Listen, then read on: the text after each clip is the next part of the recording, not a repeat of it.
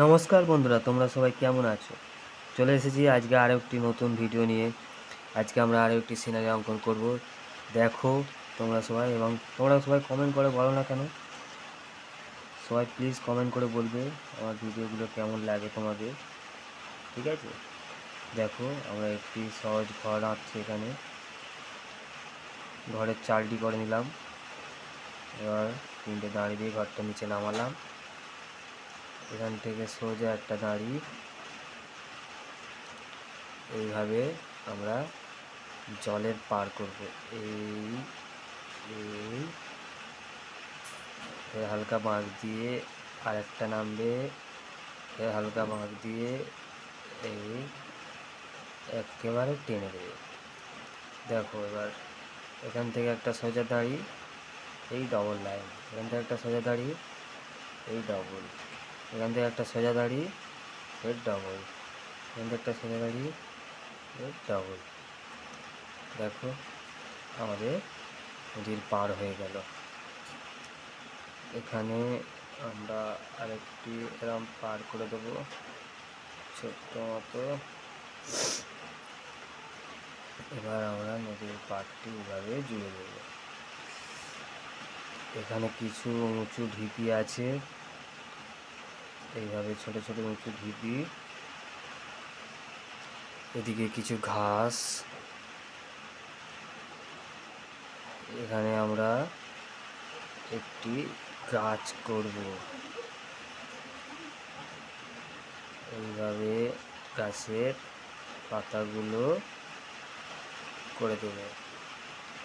করবার পরে আমরা ঘরের দরজা তো ভুলেই গেছি, ঘরের দরজা করে দিলাম, জানালা করে দিলাম। এবার আমরা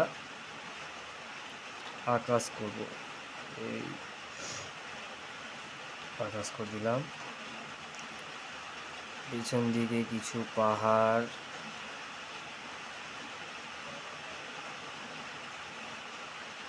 এইভাবে পাহাড়, এদিকে একটি সূর্য এবং সূর্যের রশ্মিগুলো এইভাবে করে দিল।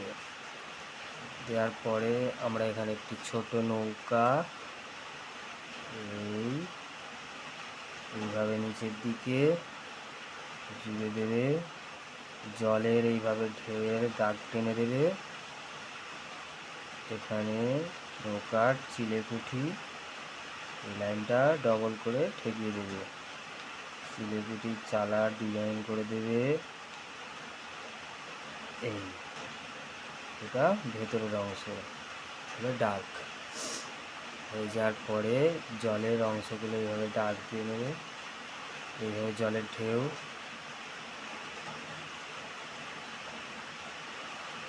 করে নেবে।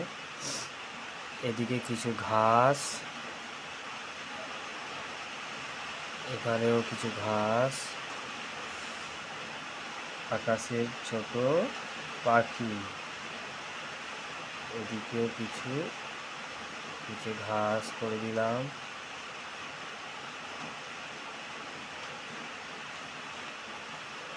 দেখো ঘরের এই সাইডে হয়ে গেল আমাদের সুন্দর একটি সিনারি। কেমন লেগেছে তোমরা কমেন্ট করে অবশ্যই জানাবে আমাকে। বাই বন্ধুরা, দেখা হচ্ছে পরবর্তী ভিডিওতে।